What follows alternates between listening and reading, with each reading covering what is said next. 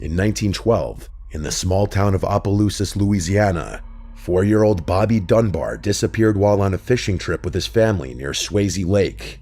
His parents claimed he vanished sometime during the day, possibly while wandering near the water. A massive search was launched immediately. Hundreds of volunteers scoured the area, dragging the lake, searching the woods, and even setting off dynamite underwater in case his body was stuck in the lake bed. But Bobby was gone. The town was devastated. For 8 months, his disappearance became a local obsession.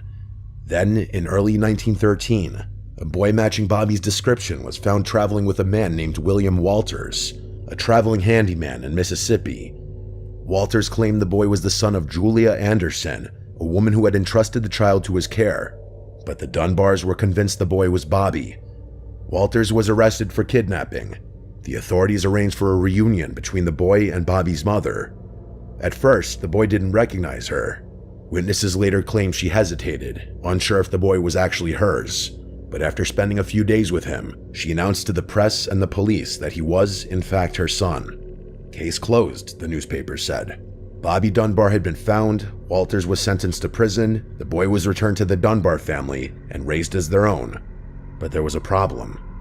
Julia Anderson, the woman who had entrusted the boy to Walters, showed up. She insisted that was her son, Bruce, and that the Dunbars had taken him. She had no money, no lawyer, and no support. When the courts ruled in favor of the Dunbars, she lost custody forever. She returned to Mississippi heartbroken, labeled a liar and an unfit mother by the press. For decades, Bobby Dunbar lived under that name, unaware of any of this. But in the early 2000s, Bobby's grandson began investigating the family's history. Something didn't sit right. Eventually, the family agreed to a DNA test comparing Bobby's descendants to those of the Dunbars. The results shattered a century of belief. The boy who had grown up as Bobby Dunbar was not biologically related to the Dunbars. He was Bruce Anderson. Julia Anderson had been telling the truth all along, which means the real Bobby Dunbar was never found. To this day, no one knows what actually happened to him, whether he drowned, was abducted, or suffered some unknown fate. His case remains officially unresolved.